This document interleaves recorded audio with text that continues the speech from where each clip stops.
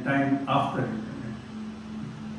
We have about 22 crore students in this country, which is more than the state of Uttar Pradesh, and out of that 4 crores are only in the university.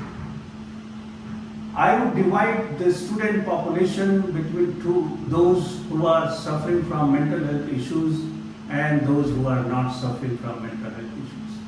And you will obviously ask, who are they who are suffering from mental health issues?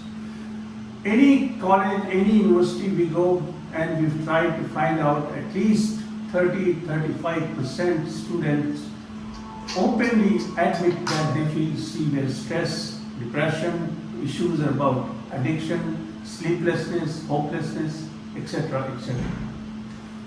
But what we need to understand is that there are about 20% people who do not qualify for any criteria to define mental disorder or mental health issues, but they are prominently at risk for developing mental health issues. So that makes 1 out of every 2 student who is either suffering or vulnerable.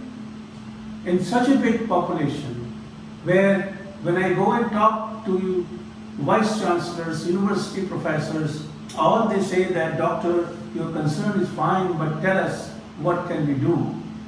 I tell them 3 things: mental health education, mental health assessment, and mental health screening. We have been trying to develop a system in which we can empower the student to decide and understand their own problem. I do not believe that for diagnosis of feelings, anxiety, depression, relationship issues, you need an expert to tell you, and somebody should force you to go to office of that expert to find out, and we're told that, look, you are feeling sleepless. I think our children, our adolescents, our university students are far more intelligent to find out what they are suffering from and what their issues are. But the issue is, how can they do it? If I believe in this empowerment, I must go back to psychological assessment field. The field of psychological assessment is a valid, reliable science which has stood the test of time for last 50 to 60 years. The second issue is, can we apply such tools in the population, or can we use it for ourselves? That is called self-assessment. Well, research will tell you that self-assessment process has also stood the test of time. Large number of tests in mental health are self-assessment tools which are fairly valid. That means they are able to identify the problem as good as a clinician would have done it. We are not referring to emergency situations. In any emergency situation, one must go to the hospital. That goes without saying. But the problems which are hidden under the carpet, the problems which are hidden under the stigma due to which people are wired. You come across a student who suffers from depression. When he is told by the school counselor that he is suffering from depression, he vanishes from the campus, goes to mama's house, chacha's house, seeks treatment, no treatment. And you know how stressful it is for a person who has been treated with depression and suicide to return to the same university, same college, where nobody is sympathetic or empathetic and nobody understands what was his problem. Nobody is happy that he is returned in a different shape. Everybody wants to be inquisitive, make fun, pass remarks. Teachers do not understand that their students' capacity is compromised. There are a number of issues which we can talk about, but suffice it to say that student mental health issues are primary focus. They are specific and very specialty area of human life, and we must be very sensitive.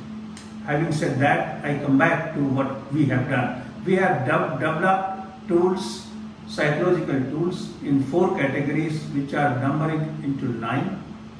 They are to find out the level of stress, to find out mental health risk, to find out mental health symptoms, to find out mental strength, to find out predictors of success. These are the group of tests. If somebody takes all the tests together, it will take about 40 minutes. If somebody takes just one group test, it will take about 15 minutes. We have run this through validation trial in 402 students, and we have statistically found it valid, and we have been able to isolate at least about 12 to 13% students who are either suffering or in a category of at risk for mental disorder. That's the validity of this. We are moving forward in our research to the next step, where we would be able to demonstrate that the mobile technology which carries these tools along with the algorithm and the system is not any inferior than a real life psychiatric assessment done by a psychiatrist.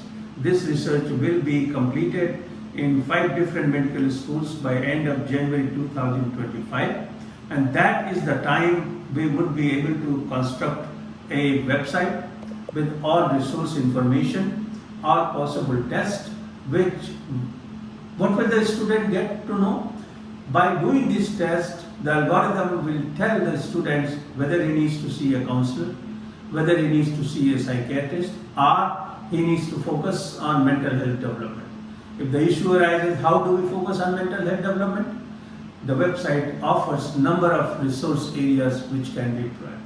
Website also offers a direct access to Telemanus, a Government of India initiative for 24/7 counseling services. We also provide all the resources available and provided by Indian Psychiatric Society and Indian Mental Health Associations present in the country. Thus, it comes to conclude that we have a reliable and valid method to find out whether you have predictors of success, whether you have risk for mental health, whether you are suffering from mental disorder, or you are suffering from mental health symptoms, and are you having significant stress. The conclusions come out based upon a complex algorithm which I have developed considering my experience of 40 years and the evidence-based literature. Based upon this, the algorithm has been developed which guides to choose. Let the student decide one out of the 3 options. And this option is directly given to the student. He is not put to the test of confusion, do this or that. No. The results will tell them, please do this. These are your areas of strength, these are your areas of weaknesses. Why do we see you? Below in the report, a chart has been given which carries all the scores given to them. We release all the data compiled by the students to his own email. This test is meant for people who are above the age of 18 and below the age of 30. We have not applied this to children and adolescents, so we do not go in those areas. These are specifically the tests developed for adult university students.